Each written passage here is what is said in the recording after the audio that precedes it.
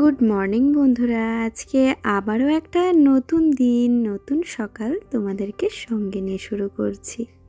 তো আশা করছি সবাই খুব ভালো রয়েছো আর আমরাও বেশ ভালো রয়েছি। আর আজকে হচ্ছে রবিবার আর এখন বাজে সকাল 6:45। তো আজকের ভিডিওটা এখন থেকে শুরু করছি আর আশা করব অন্যান্য দিনের মতো আজকের ব্লগটিও তোমাদের ভালো লাগবে। আজকে এই জাস্ট আমরা বাঁকুড়া ঢুকলাম, ওখান থেকে বেরিয়েছিলাম 5:30 করে, আর এখনই আর কি বাঁকুড়া ঢুকে গেছি। কারণ আজকে ছিল সৃজনের অ্যাবাকাসের একটা ম্যাথ এক্সাম, ন্যাশনাল ম্যাথ কম্পিটিশনের ডিস্ট্রিক্ট রাউন্ড। এর আগে সিটি রাউন্ড হয়েছে, আর যেখানে আর কি সৃজনবাবু অ্যালাউ হয়েছিল, তো তার জন্যই। আর তার সাথে ছিল ওর আজকে প্রাইজ পাওয়ারও দিন, ভীষণ খুশি। তো সেটা আর কি ওর মুখেই বোঝা যাচ্ছে। আর এখানে স্যার অ্যানাউন্স করে ডাকলেন, যারা প্রথমেই 100 পেয়েছে তাদের নামগুলো এখানে ডাকা হয়েছে। তো তার মধ্যে আমার ছেলের নামটাও ছিল। তো সত্যি কথাই খুব ভালো লাগছে, কারণ আমি কখনো ভাবিনি যে ও 100 আউট অফ 100 পাবে ম্যাথামেটিক্সে। এটা আমার বলতে পারো সারা জীবনের একটা স্বপ্ন ছিল, তো সেটা আমি কখনো অ্যাচিভ করতে পারিনি। 99, 98 এরকমভাবে গিয়েও হয়তো আটকে পড়েছি। তবে আমার ভাই কিন্তু অনেকবারই পেয়েছে আর কি। হয়তো সেই প্রতিভাটা ওর মধ্যে কোনোভাবে প্রকাশ পাচ্ছে। আর এই যে এক্সাম হয়ে যাওয়ার পরে আর কি সমস্ত গার্জেনদেরকে ভেতরে অ্যালাউ করেছে। তো এখানে এসে আমরা বসেছি, এখন বাচ্চাদের আর কি প্রাইজ দেওয়া হবে। তো এই সময়টা যেন আমরা দেখতে পাই, তার জন্য এই ব্যবস্থাটা। তো সত্যি কথাই অ্যাবাকাসে দিয়ে আমার ছেলে অনেকটা ইমপ্রুভ করেছে। আর এখানে সবথেকে বড় ব্যাপার যেটা, বিভিন্ন রকম কম্পিটিশন হয় যাতে কিন্তু বাচ্চা ভীষণভাবে ইন্সপায়ার হয়। আর তার থেকেও বড় কথা, পরবর্তীতে যখন আর কি ওরা বিভিন্ন কম্পিটিটিভ এক্সাম দিতে যাবে, তো তখন আর কি তখনের জন্য ওরা কিন্তু প্রস্তুত হয়ে যাচ্ছে, এটাই আর কি। তো ট্রফিটা পেয়ে সৃজনের তো সেই একটা আলাদাই আনন্দ ছিল, ওখান থেকে শুধু বারে বারে তাকাচ্ছে আমার দিকে। তো ওর মধ্যে একটা জিনিস আমি খুব দেখছি, যে এটাতে কিন্তু ও ভীষণ আনন্দ পেয়েছে। আর ছোট বাচ্চা আনন্দ পেলে আমাদেরও আনন্দ লাগে দেখতে। তারপরে আর কি আজকে দুপুর দিকে রান্নাবান্না কিছু করিনি, যেহেতু অনেকটা ভোরবেলায় উঠেছিলাম আর এতটা রাস্তা এসেছি। তো তারপরে আবার ওখানে গেছিলাম, দেন সেখান থেকে বাজারপত্র আর কি সব কিছু করে নিয়ে আসলাম, কারণ কিছুই তো ছিল না বাড়িতে। তো সেই করতে করতে বাড়ি ঢুকতে মোটামুটি 11:45 বেজে গেছিলো। তো তার জন্যই আর কিছু রান্নাবান্না করিনি, বললাম যে আজকে বাইরে খেয়ে আসবো। তো আজকে আর কি বাইরেই খেতে গেছিলাম, তারপরে এসে একটা লম্বা ঘুম। দেন এখন সন্ধ্যাবেলা, আর এখন আর কি আমি এই যে বিছানার চাদর, বালিশের কভার সমস্ত কিছু আর কি চেঞ্জ করে দিচ্ছি। যদিও ভেবেছিলাম যে দুপুরে শোয়ার আগেই এগুলো সব চেঞ্জ করে দেবো, কিন্তু বিশ্বাস করো আমার শরীর আর দিচ্ছিল না, আমার শরীর একদম পারমিট করছিল না এই আর কি। তো তাই এই যে সন্ধ্যাবেলা করে এখন আমি এগুলো সব চেঞ্জ করব, এটা কখনোই হয় না। আমি বাড়ি ঢুকে আগে চাদর চেঞ্জ করি, তারপর অন্য কোনো কাজ। তো সেটাই আর কি। আর কি বলো না, প্রচণ্ড পরিমাণে পিঁপড়ে। তো দুপুরবেলায় শুয়ে আর কি ফিল করতে পারছি যে কোথাও থেকে একটা পিঁপড়ে কামড়াচ্ছে। তো বাড়িতে একদিন না থাকা মানেই পিঁপড়ের উপদ্রব প্রচণ্ড বেড়ে যায়, তার সাথে টিকটিকির পটি, এই নিয়ে আর কি জ্বালাতনে পাগল হয়ে যাচ্ছি আমি। মনে হচ্ছে আমার নিজের বাড়িটা যে কবে হবে, আর কবে যে সেই স্বস্তির ঘুমটা আমি ঘুমাবো। এখানে একটা অর্ডিনারি চাদরই আমি বিছালাম, কারণ রাত্রে শুধু ঘুমানোই হবে, তো আবার কালকে সকালে আর কি ভালো চাদর বিছাবো। আর এই যে সন্ধেবেলা করে এখন ভুট্টা খাবো। আজকে 3টে ভুট্টা নিয়ে এসেছিলাম, তো ভুট্টাটা আর কি আজকে পুড়িয়ে খাবো। অনেক দিন পরে বলতে পারো ভুট্টা পোড়া খাচ্ছি। আর ভুট্টা আনলে সাধারণত সিদ্ধ করেই খাওয়া হয়, কারণ সেটা বেশি ভালো লাগে। তবে আজকে বেশ কচি কচি ছিল, তো তাই আর কি আজকে পুড়িয়ে এরকমভাবে লবণ আর লেবুর রস দিয়ে খুব ভালো লাগে খেতে। যখন আমরা ভেলোর গেছিলাম, তখন ভেলোরে গিয়ে না এরকম ভুট্টা পোড়াগুলো একটার 20 টাকা করে পিস নিচ্ছিল, আর আজকে আমি 20 টাকায় 3টে নিয়ে এসেছি। ভাবো কি হারে লাভ হয়, কিছুই না, জাস্ট একটুখানি শুধু পুড়িয়ে দেয়, এই আর কি। তো নুনটা আজকে ঢাললাম, সেদিন থেকে তো নুনটা আর কি সাদা নুনেই রান্না হচ্ছিল, একটুখানি সাদা লবণ ছিল, সেটাতেই রান্না হচ্ছিল। আর চলো আজকে তোমাদের সাথে একটা সুন্দর রেসিপি শেয়ার করি। যারা ওয়েট লস জার্নিতে আছো তাদের জন্য তো এটা ভীষণ ভালো একটা রেসিপি বলবো, আর সাথে হাই প্রোটিন হাই ফাইবারও রয়েছে এর মধ্যে। তো প্রথমে আমি অল্প একটু করে সর্ষের তেল দিয়ে দিয়েছি, এরপরে কিন্তু আমি তেলের মধ্যে জিরে আর শুকনো লঙ্কা ফোড়নে দিয়েছি, আর তারপরে দিয়েছি বেশ কিছুটা পরিমাণে রসুন থেতো করে। এখানে রসুনের ভাজার যে গন্ধটা সেটা যখন বেরোবে তার মধ্যে আমি পেঁয়াজ দিয়ে দিয়েছি, আর তারপরে একটুখানি নাড়াচাড়া করার পরই এখানে ধুয়ে রাখা মসুর ডালটা আমি দিয়ে দিলাম। এরপর মসুর ডালটাকে কিন্তু আমি ভাজবো, ঠিক ততক্ষণই ভাজবো যতক্ষণ না পর্যন্ত একদম দেখো উঠে চলে আসছে, একদম পুরো ড্রাই হয়ে গেছে, মানে ভাজা কমপ্লিট। এরপর এর মধ্যে আমি জল অ্যাড করবো। আর এতদূর পর্যন্ত আমরা কিন্তু ডাল রান্না করি এরকম, কিন্তু এরপরেই হবে আসল ঘটনা। নুন দিলাম, হলুদ দিলাম, টমেটো, আর এই যে ঢ্যাঁড়সটাকে ধুয়ে আমি কেটে রেখেছিলাম, এই ঢ্যাঁড়সটা এখন আমি এর মধ্যে অ্যাড করে দিলাম। এই ডালটা যে কি ভালো লাগে খেতে রুটি দিয়ে তোমাদেরকে কি বলবো। তারপরে 4টে কাঁচা লঙ্কা উপর থেকে দিয়ে একটুখানি জিরের গুঁড়ো দিয়ে দিলাম। এরপরে এটাকে কিন্তু ঢেকে ঢেকে আমি এখন সিদ্ধ করব। একদম ঢেকে আমি ফ্লেমটাকে লো করে দিয়েছি। তারপরে ওটা সিদ্ধ হতে থাক, কারণ ঢ্যাঁড়স আর মুসুর দুটোই নরম, তো সেই ক্ষেত্রে সিদ্ধ হতে খুব একটা বেশি সময় লাগবে না।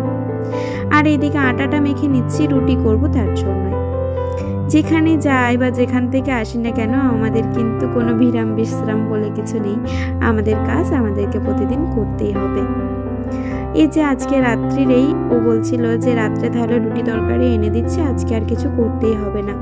কিন্তু ভেবে দেখলাম সকাল দিকে একবার আনহেলদি খাবার খাওয়া হয়েছে আর কি, তারপরে আবারও যদি এবেলায় খায় তাহলে কিন্তু অনেকটাই সমস্যা হবে ওর শরীরে, যেহেতু শরীরটা বেশ খারাপ ছিল।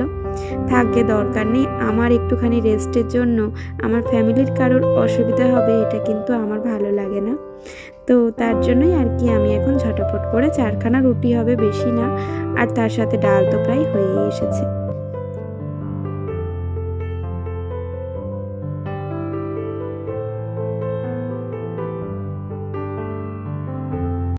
যেহেতু কম রুটি হয় তো তার জন্য এক তাওয়াতেই কিন্তু হয়ে যায়।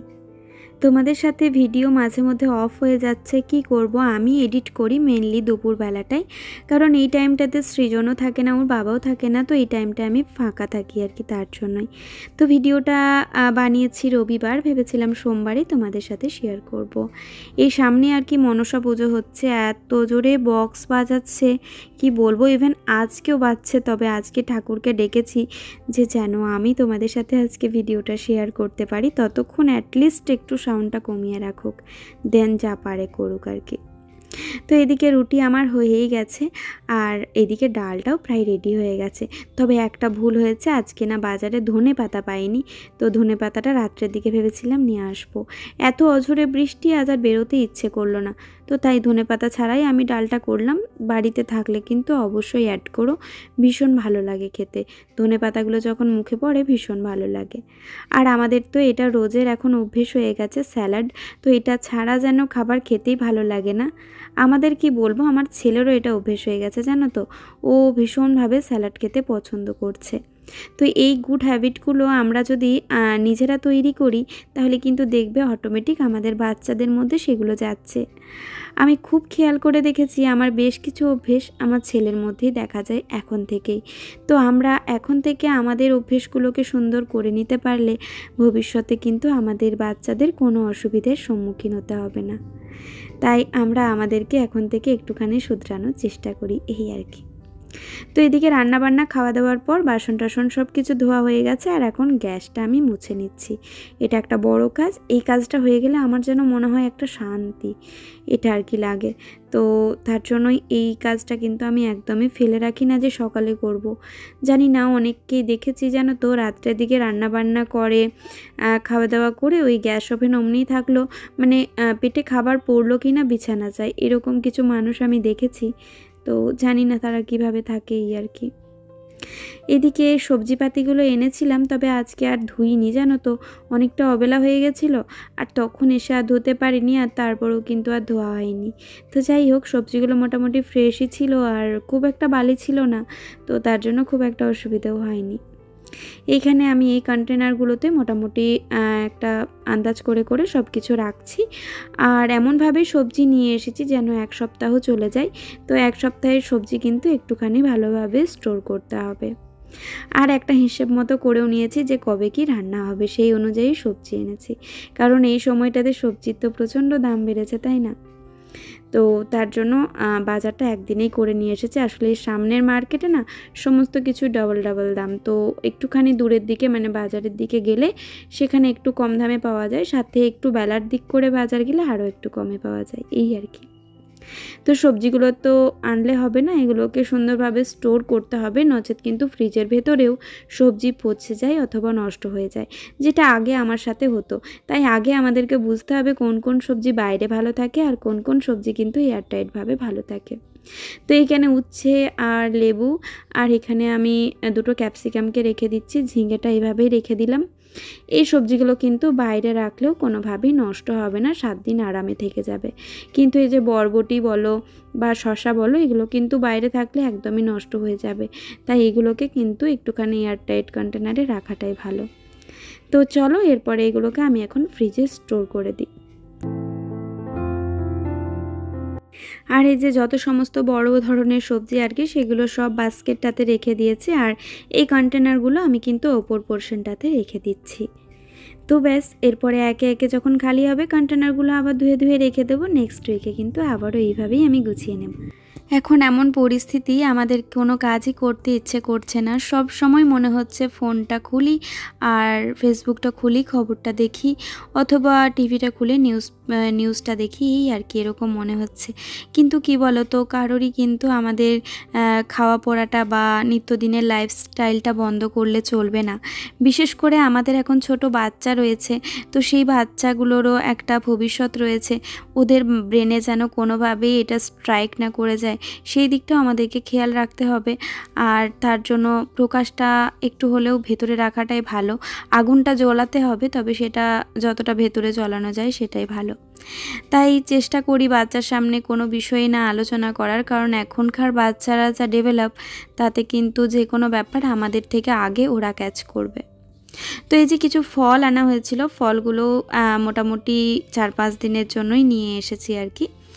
আর এই যে আদা, তারপরে কাঁচা হলুদ টাটকা পেলাম, মানে সবে মাত্র আর কি এই হলুদ উঠেছে, এরকম একটা ব্যাপার। আদাও দেখছি উঠেছে, কাঁচা আদা রয়েছে অনেক জায়গাতেই। তো আমি কাঁচা আদাটা নিয়ে আসলাম না, কাঁচা আদা অনেক সময় পচে যায় জানো তো। তো তার জন্যই আমি এই আদাটাই নিয়ে আসলাম। একটুখানি নোংরা নোংরা ছিল দেখলাম, তাও আর কি।